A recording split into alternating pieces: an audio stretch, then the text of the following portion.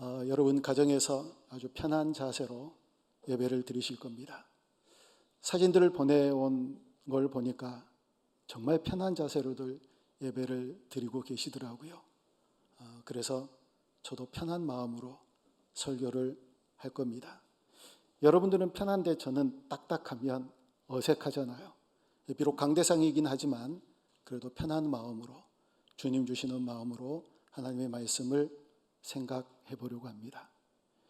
여러분, 홍해선 전도사를 혹시 아시나요? 수년 전에 우리나라 어떤 부분들을 좀 시끄럽게 했던 이 여자 전도사님이란 분이에요. 이분이 주장했던 많은 주장 가운데 이런 주장들이 있었거든요. 어느 날 주님께서 저희에게 말씀해 주셨대요. 이분이 하는 얘기를 들어보면 다 주님이 주신 말씀인데, 첫 번째는 두 가지 말씀이었어요.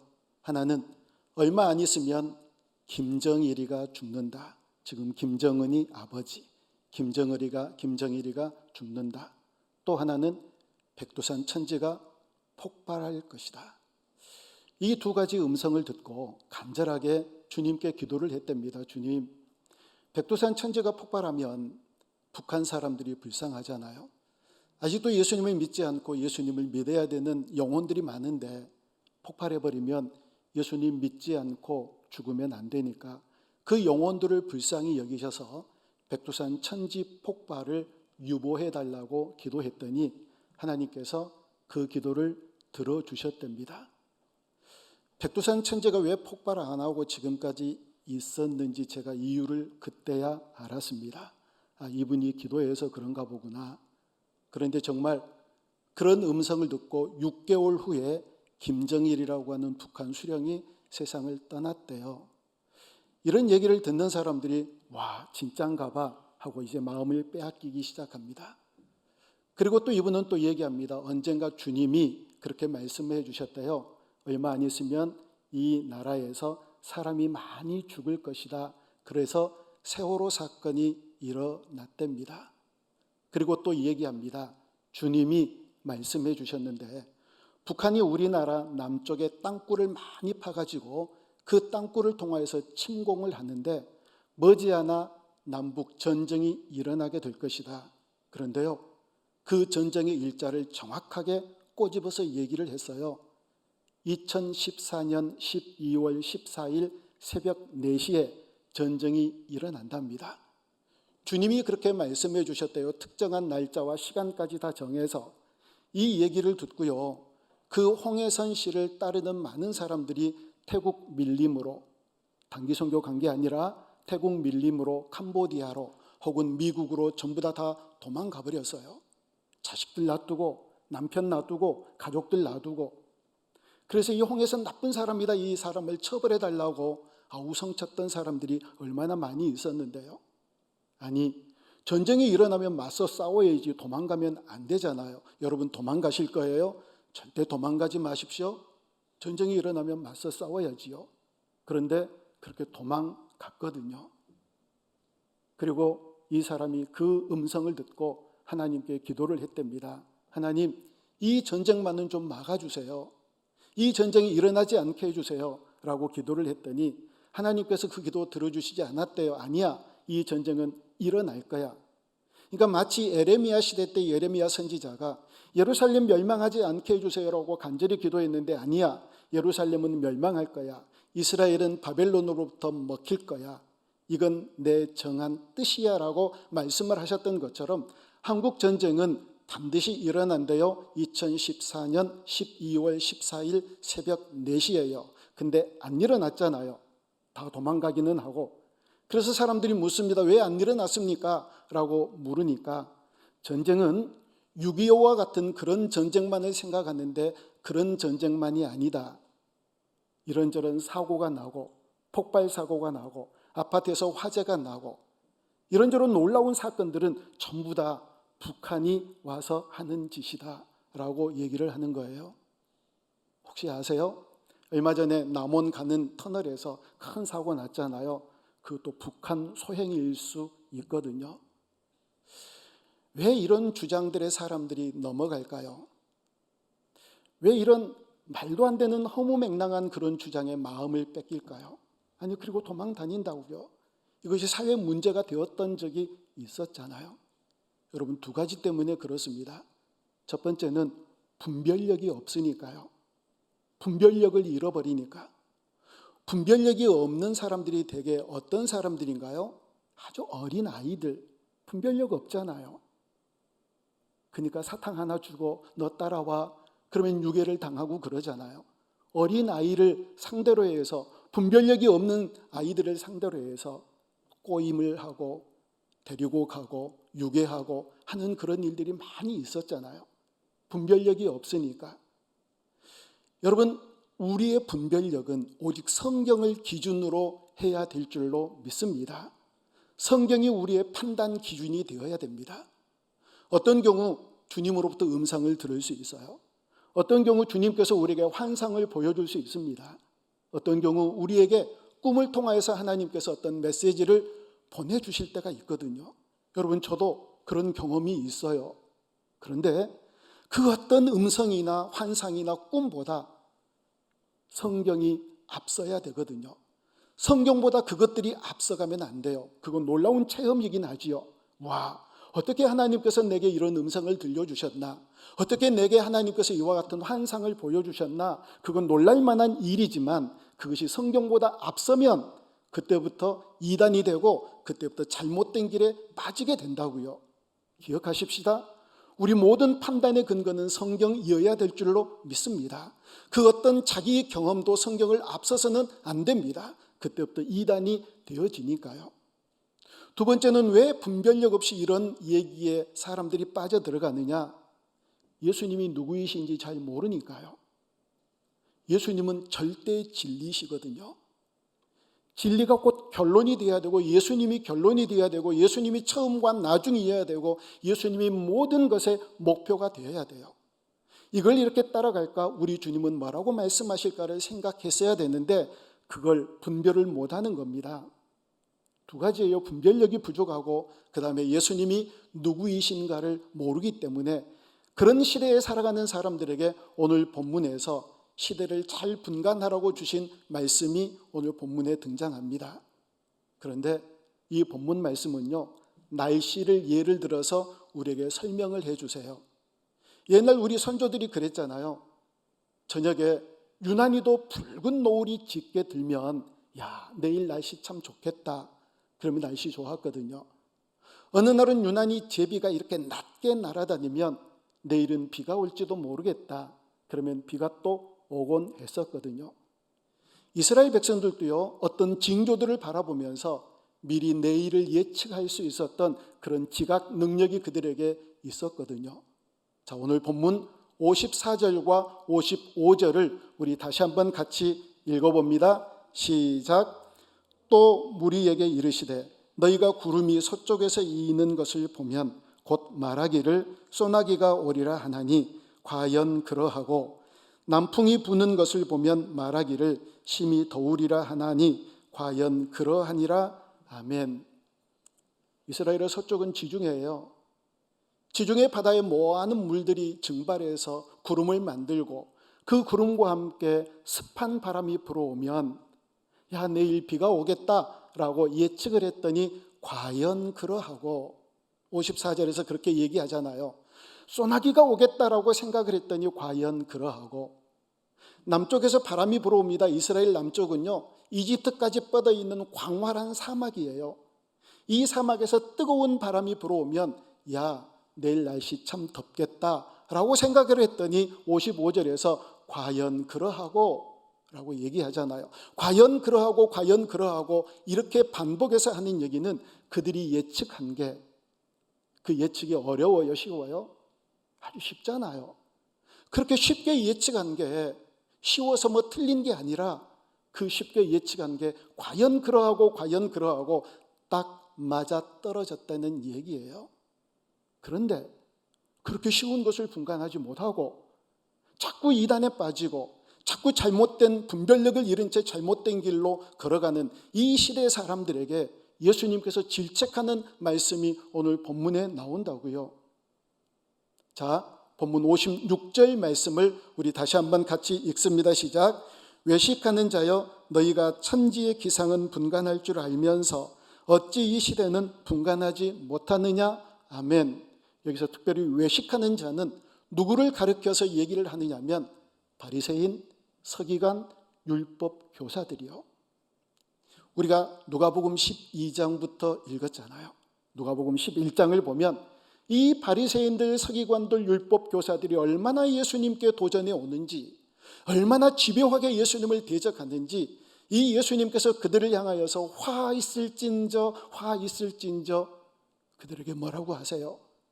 이 바보들아, 이 바리새인들아, 너희는 천지의 기상을 분별할 줄도 모르면서 왜 이 시대를 분간할 줄 모르느냐? 왜 내가 메시아인 것을 몰라보느냐? 왜 내게 대적하느냐? 너희들 바보냐? 이렇게 얘기를 하는 거거든요. 아니, 그런데 오늘 본문 56절에서 이 사람들을 향하여서 얘기하는 게 외식하는 자들이라고 얘기하잖아요. 밖에서 밥 먹는 거 말고요. 외식하는 자들. 여러분, 외식한다고 할 때는 두 가지 종류가 있어요. 첫째는 이 외식한다라고 하는 것은 겉과 속이 다른 사람들을 말을 합니다. 겉과 속이 얼마나 여러분 같으세요? 아니면 다르세요? 정말 겉과 속이 다른 사람들 봤거든요. 물론 저도 거기에서 자유로울 수 없겠지요. 속에는 증오와 미움과 분노가 가득 차 있는데 사람들을 대할 때 천사 같은 미소를 하면서 다가오는 이런 사람들 저 봤어요. 너무너무 무서워요. 그 속이 어떠한가를 아는데 너무 천사 같은 모습을 하고 그 모든 악독한 마음들을 마음속에 숨겨놓고 환한 미소로 다가오는 이런 겉과 속이 다른 사람을 저는 봤거든요. 이런 사람들을 외식하는 사람들이라고 그러는 거예요. 여러분, 혹시 우리도 그럴 수가 있을지 모르거든요. 두 번째 외식하는 사람들은 이런 사람들을 의미합니다. 나는 율법에는 완벽한 사람이야. 나는 얼마나 의로운 사람인지 몰라. 그래서 자기 기준을 가지고 사람들을 판단하는 거예요. 자기 기준을 가지고 사람들을 정죄하는 겁니다. 나는 이렇게 의로운데 너는 왜 그 모양이야? 나는 이렇게 완벽한데 너는 왜 그렇게 허점이 많아? 이게 어떤 말씀의 기준이 아니라 자기 기준으로 다른 사람을 미워하고 폄하하고 증오하고 다른 사람에 대해서 업신여기는, 정죄하는 그런 경우를 가리켜서 외식하는 자들이라고 그렇게 얘기를 하는 겁니다. 그래서 보세요. 정말 율법적으로 나는 완전하다라고 생각하는 자기 의로 살아가는 사람이 외식하는 자일 수 있어요. 외식하는 자. 그런데 예수님이 오늘 본문에 보면 이걸 엮으세요. 자, 어떻게 엮으신지 아세요? 외식하는 자. 설명을 들어보니까 나쁜 사람들이죠. 그죠? 나쁜 사람들이에요. 이 외식하는 자가 바리새인일 수 있어요. 이 바리새인들은 시대를 분간하지 못하는 사람이에요. 참 이게 답답할 노릇이죠. 아니, 그렇게 완벽하다고 여기는 사람들, 아니 그렇게 나는 문제없다라고 여기는 사람들, 그렇게 잘났다고 큰소리치는 사람들이 시대를 분간하지 못한다. 바보들이잖아요. 어린아이와 같은 그런 사람들이잖아요. 가장 큰 문제는 자기가 그런 줄 모르는 게 사실은 가장 큰 문제거든요. 왜 이런 사람들이 이 세상에 갈수록 많이 일어날까요? 여러분, 정말 안타까운 거는요, 이런 사람들 가운데서 그리스도인들이 많다는 거예요. 예수 믿는 사람들 가운데서 이런 분들이 의외로 많다는 사실이 너무 안타까운 겁니다. 엊그제 선교사님이 병원에서 시술을 하는 동에 이제 돌아올 보호자가 없어서 멀리서 니카라과에서 오셔서 제가 보호자가 되겠다 하고 여수병원을 갔어요. 한 1시간 동안 시술을 하고 또 병실로 옮기고 이런저런 얘기를 하고 나오려고 그러는데 주머니에 돈이 하나도 없는 겁니다. 옷을 갈아입고 간 통에 카드도 없어요. 주차비를 어떻게 해야 되나요? 예수병원에 제가 좀 아는 분들이 계시는데 그분들은 다 퇴근한 이후고, 장례식장에 가서 상가 위로를 드립니다 하고 주차권 하나 가지고 올 수 있었지만 참 그건 못하겠고, 그래서 용기를 내서 주차를 관리하고 있는 그분에게 가서 정중하게 인사를 하고, 저는 온누리교회 담임 목사입니다. 2차 절차에서 제가 아무것도 가지고 온 게 없는데 어떻게 하죠? 이분이 저에게 말을 걸기 시작하는 겁니다. 아니, 젊은이들이 온누리교회로 다 간다며요. 자기가 어느 교회를 다니고 있는데 자기 교회 장로님 아들도 온누리교회를 다닌대요. 그러면서 또 얘기를 해요. 목사님, 교회들이 정신 차려야 돼요. 신천지에 그렇게 많은 젊은이들이 가는 건 교회가 문제가 있기 때문에 그래요.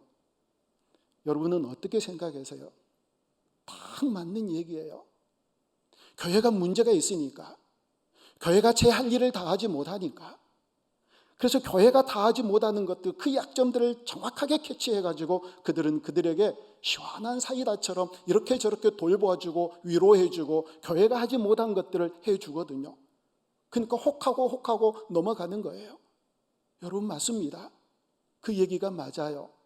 그래서 그분의 얘기를 이렇게 저렇게 들어주고, 빨리 가야 되는데 또 얘기를 걸고, 어떻게 요 공짜로 나오려면 얘기를 계속 들어줘야지요. 한 20분 동안 그 얘기를 고스란히 들어주고 감사합니다, 배꼽 인사하고 나왔어요. 교회 문제예요. 교회가 책임져야 될 얘기입니다. 그렇지만 그들도 또 문제가 있는 거 아니에요? 그들도 또한 문제가 있는 게 무슨 문제가 있습니까? 분별력이 없으니까요.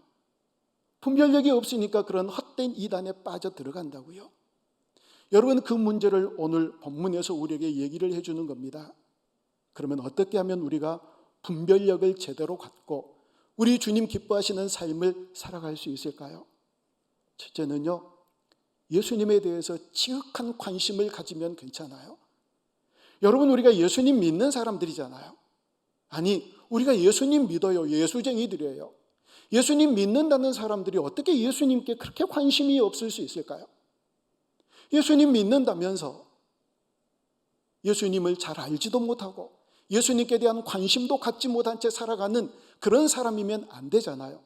예수님 믿는 사람이라는 건 뭐냐면 예수님 중심으로 삶을 살아간다는 것입니다. 그래서 우리 교회의 핵심 가치가 예수님처럼이잖아요.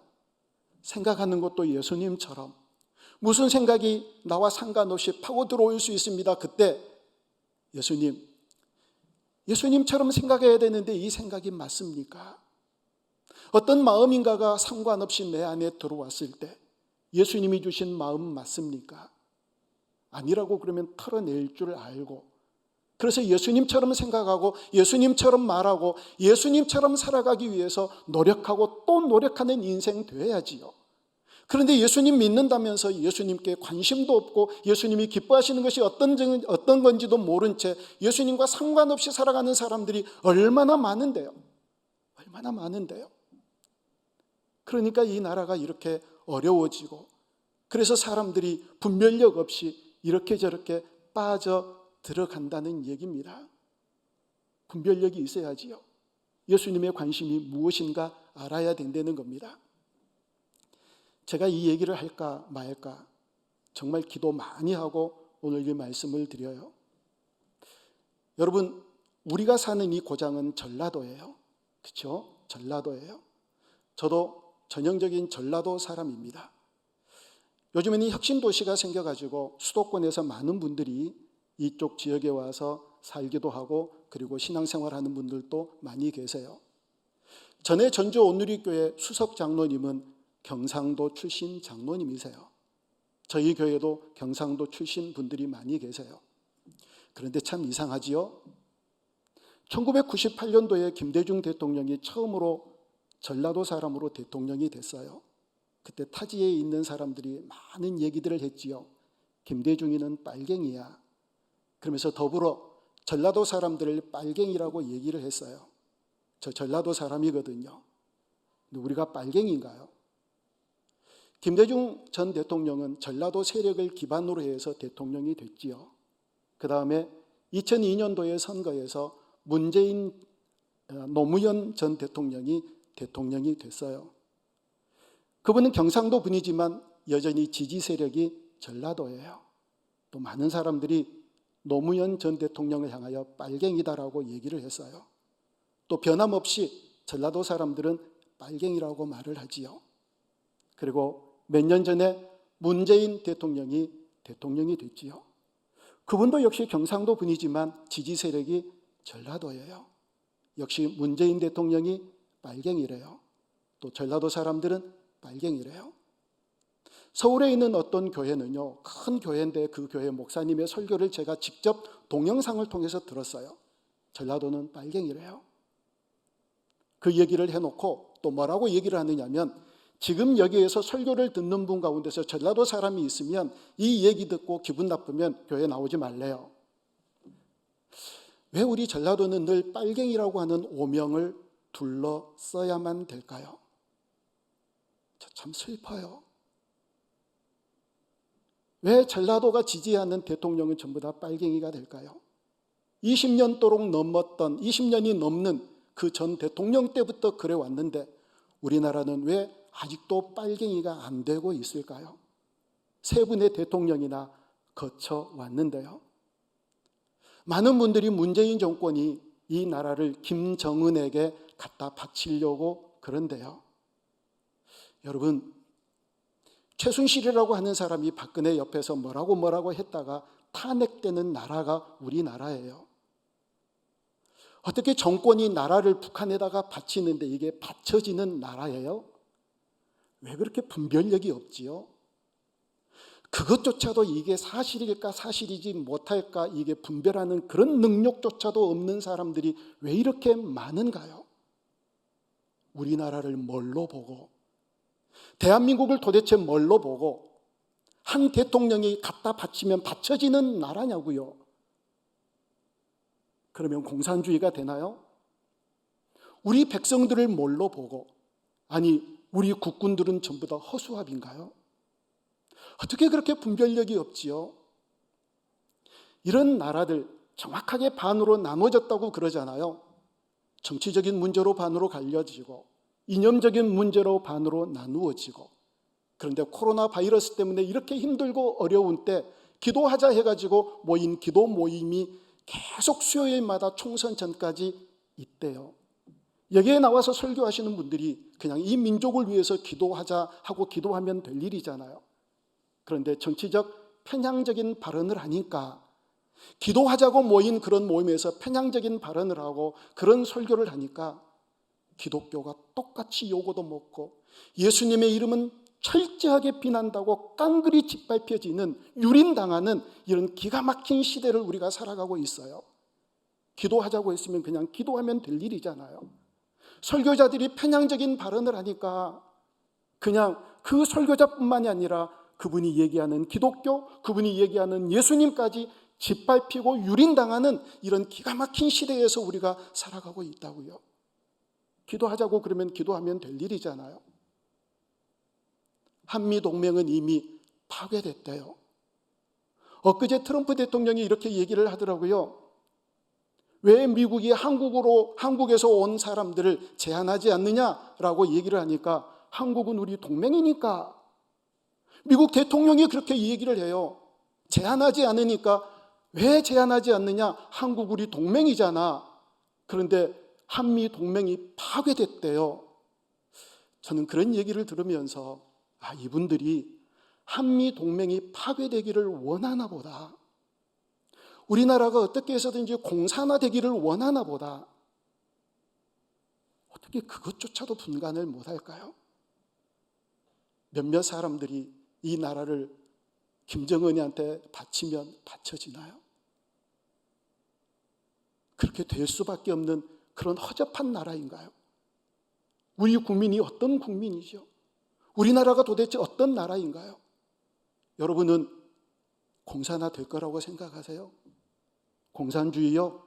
이미 죽었어요. 그리고 산소호흡기 끼고 간달간달하게 연명하고 있는 게 이게 공산주의예요. 반공 아니에요. 이제 우리는 승공해야 돼요. 반공은 이미 끝났어요. 이미 공산주의에게 이겼다. 승공주의로 살아야 되고 그 공산주의를 이긴 그 누림을 우리가 가져야 되거든요. 지금 시대가 어떤 시대인데요? 왜 이렇게 그리스도인들이 그렇게 그런 얘기들을 많이 하고 또 또 그렇게 휩쓸릴까요? 제가 정광훈이라는 사람의 설교를 들어봤어요. 여러분 다 아시잖아요. 하나님 까불면 죽어. 그런데요, 기독교인들이 그런 생각을 갖는데요, 우리 그 정광훈이의 설교를 들어야 되잖아. 어떻게 생각하세요? 정광훈이요, 자기는 성자래요. 아까 말씀드렸던 이 홍해선이가 자기가 간절히 한국전쟁이 일어나지 않기를 기도했는데 하나님이 안 된대요. 근데 그 얘기를 했던 그 집회에서 또 뭐라고 그런지 아세요? 여러분, 우리 기도합시다. 남북이 평화 통일되기를 위해서 기도합시다. 이건 뭐예요? 아니, 앞에서는 하나님이 그 기도 안 들어주셨다라고 얘기를 하고, 우리가 남북 평화 통일을 위해서 기도하자고 하는 얘기는 뭐지요? 이단들은요, 스스로 충돌해요. 자기가 충돌해요. 뭘 모르니까. 너무 어리석으니까요. 정광훈이도 마찬가지예요. 정광훈이 집회 한번 들어보세요. 공산주의에서 하나님께서 우리를 지켜주실 줄 믿습니다. 그러면은요, 아멘 그래요. 그러면서 또 공산주의하고 싸우재요. 믿음은 뭐고 또 싸워야 된다는 얘기는 도대체 뭘까요? 그렇게 믿음이 부족한가요? 믿음이 실제되어야 된다라고 하는 사람들이 뭘 그걸 그렇게 무서워해요? 저는요, 공산주의 지긋지긋하게 싫어요. 얼마나 교육을 많이 받고 온 사람인데요. 그런데요, 공산주의 안 무서워요. 그는 이미 죽었는데요. 죽었는데 그걸 뭘 무서워해요? 여러분, 왜 이렇게 우리가 분별력이 없을까요?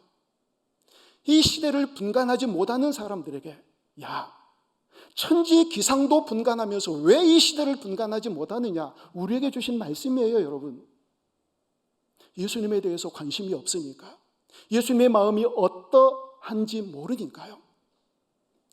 두 번째는요, 우리가 정말 시대를 분간하는 그리스도인이 되려면 시대를 분간하라고 했을 때 이 시대가 뭔가를 알아야 됩니다.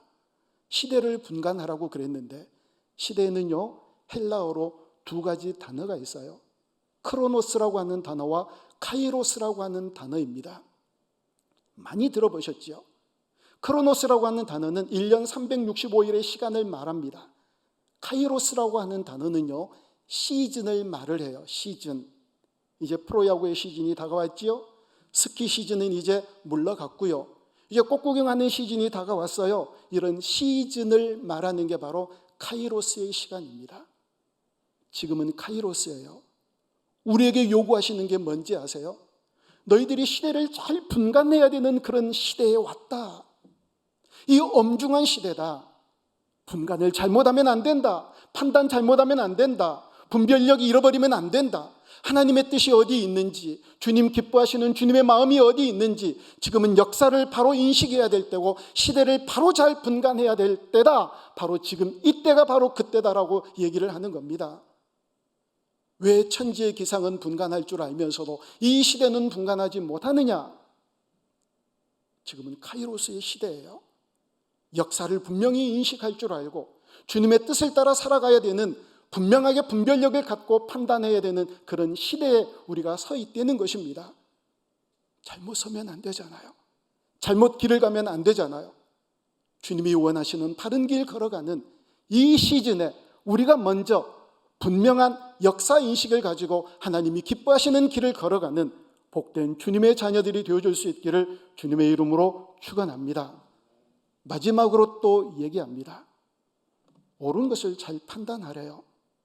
여러분, 오늘 본문 57절 말씀을 우리 다시 한번 같이 읽습니다. 시작. 또 어찌하여 옳은 것을 스스로 판단하지 아니하느냐? 아멘. 아니, 옳은 것 판단하고 싶지 않는 사람이 누가 있나요? 여러분, 그런 것 판단하고 싶으세요? 문제가 그거잖아요. 나는 이것이 옳다고 얘기를 하는데 다른 사람은 저게 옳대요. 이게 문제잖아요. 그래서 너무 어려워요. 그런데 이게 어려운 게 아니래요. 이게 어려운 게 아니래요. 스스로 판단하지 못하느냐?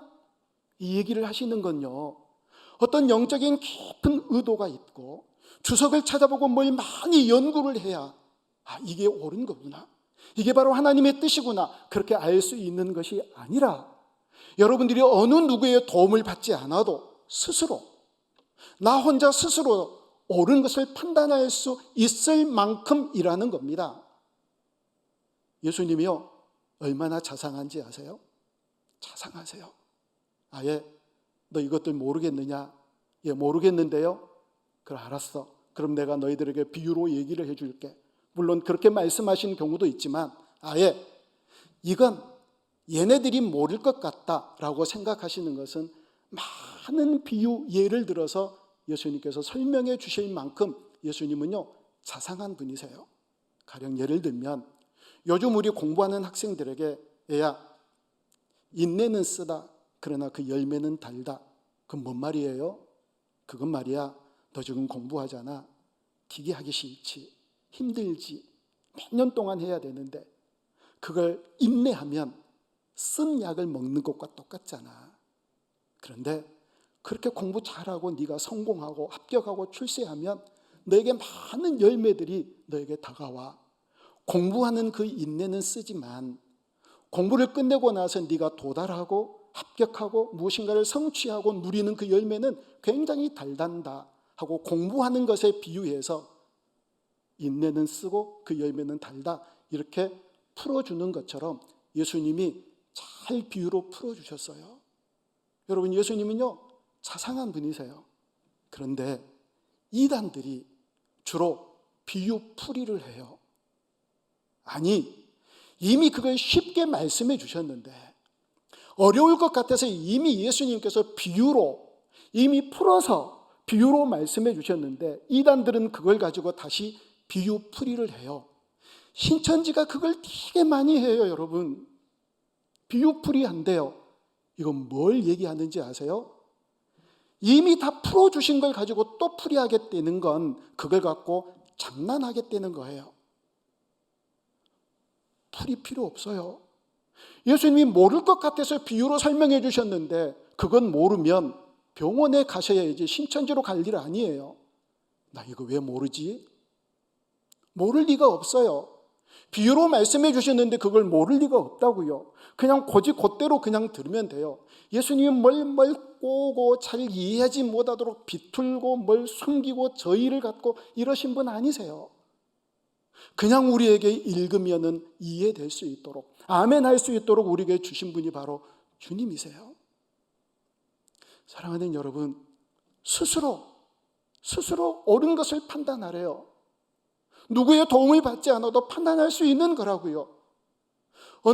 어떤 그 심오한 뭘 듣지 않아도 나 혼자서 이것이 옳은 것인가, 이것이 그른 것인가를 판단할 수 있는 그런 능력이 우리에게 있다는 겁니다. 근데 왜 그렇게 분별력을 상실한 채 그런 것을 향하여 쫓아 나아갈까요?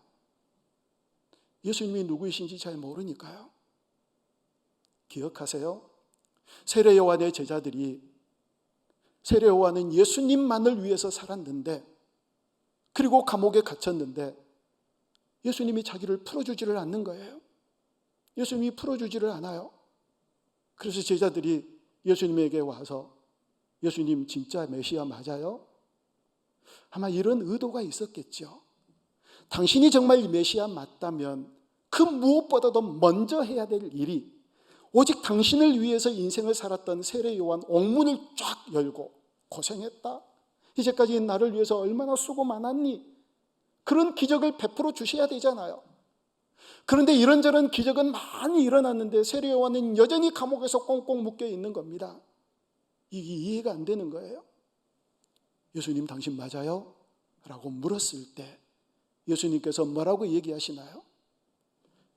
못 보았던 맹인이 눈을 뜨게 되고, 못 걸었던 사람들이 걷게 되고, 듣지 못했던 사람들이 듣게 되고, 말하지 못했던 사람들이 말을 하게 되고, 가난해서 소외되고 많은 사람들에게 업신여김을 받고 많은 사람들에게 왕따를 당했던 이 가난한 사람들에게 복음이 전파된다. 그렇게 그대로 너희 선생님에게 얘기해라. 세례 요한 네가 풀어나고 안 풀려나고 이게 중요한 것이 아니라 이 땅에서 주님의 역사가 일어난다. 봤더니 주님의 역사가 어느 데서 일어나나요? 맹인된 자들에게, 걷지 못했던 자들에게, 듣지 못했던 사람들에게, 보지 못했던 사람들에게, 가난에서 소외당했던 사람들에게, 그런 사람들에게 예수님의 사랑이 증거되고 복음이 먼저 그들에게 선포되고 예수님의 손길이 그들에게 먼저 뻗쳐지는 사실들을 바라보면서 이제 하나님 나라가 이루어지는구나, 그걸 알면 된다 말씀하시잖아요. 여러분, 어떤 게 예수님의 마음일까요? 우리가 어디를 쫓는 게 옳은 것을 쫓는 것일까요? 우리가 어떻게 옳게 분별력을 가져야 될까요? 예수님의 마음이요. 또 말씀드려요. 예수님은 권력자들과 한편 되지 않으셨어요. 예수님은 돈 많은 재벌들과 같이 놀지 않으셨어요. 예수님의 시선은, 예수님의 마음은 늘 소외당하고 어려운 사람들, 죄인들과 과부와 고아들의 친구 되어주셨어요. 그 예수님의 정신이 우리 안에 있다면, 그 예수님의 정신을 갖는 사람들을 쫓는다면, 그들과 함께 하나님 나라를 일구어 간다면 우리나라 끄떡없는 복된 나라 되어질 줄로 믿습니다. 말씀을 맺습니다. 제가요, 요한계시록을 강의하면서 깜짝 놀란 게 있었어요. 하나님의 진노, 하나님의 환난이, 그 많은 환난과 진노가 이 땅에 쏟아지는데 이게 얼마나 엄청난 두려움이냐면, 사람들이요 뭐라고까지 얘기하느냐면, 저 산이여, 저 바위여, 나에게 덮어라, 나를 덮어라, 나에게 다가와라. 그래서 하나님이 내리는 그 엄청난 두려운 심판을 보지 않게 해달라. 내 눈 뜨고 그 진노를 못 보겠다. 눈을 뜨고 차마 그 심판을 보지 못하겠다. 바위여 나를 덮어라, 산이여 나를 덮어라, 이렇게 얘기할 정도였대요. 엄청나지요? 두렵지요? 그런데 그게 놀라운 게 아니라, 요한계시록을 강의하면서 가장 제가 놀랐던 것은 어떻게 이렇게 적그리스도가 많이 나타나느냐. 이 말세의 때, 이 종말의 때에 여기저기 요한계시록 전체를 통하여서 어떻게 이렇게 적그리스도가 판을 치느냐, 어떻게 적그리스도가 이렇게 흥왕하느냐. 예수님과 똑같은 모습을 하고 예수님과 비슷한 흉내를 내면서 등장하는 이 적그리스도들, 이 적그리스도의 횡포들, 이 적그리스도가 만연하는 이런 사실들에 대해서 요한계시록 전체를 통하여서 지적하고 얘기하는 것을 보고 깜짝 놀랐어요. 그렇구나. 그래서 지금 이 시대가 종말이구나. 이때 적그리스도를 분별할 줄 알고 하나님께서 기뻐하시는 옳은 길을 따라 걸어갈 줄 아는 이 분별력이 우리에게 너무너무 중요하구나. 그런데 어렵지 않더라고요. 정말 주님 안에서 깨어 있으면, 우리 예수님과 하나 되면 바른 분별력을 가지고 주님 기뻐하시는 삶의 자리로 반드시 나아가게 될 줄로 믿습니다. 우리 주님께서 오늘 우리에게 말씀하세요. 야, 기상의 천지는 분간할 줄 알면서도 어떻게 이 시대를 분간할 수 없느냐. 어려운 것 말씀하셨나요? 아니잖아요. 너무 쉬운 건 말씀하셨잖아요. 그러니까 이 시대를 분간하지 못하는 사람들은요, 어리석기 짝이 없는 사람이라는 거예요. 그런 어리석은 사람들 틈에 끼어들어가지 아니하고 정말 주님 기뻐하시는 길, 옳은 분별력을 가지고 살아가는 저와 여러분들이 되어줄 수 있기를 주님의 이름으로 축원합니다. 기도하겠습니다.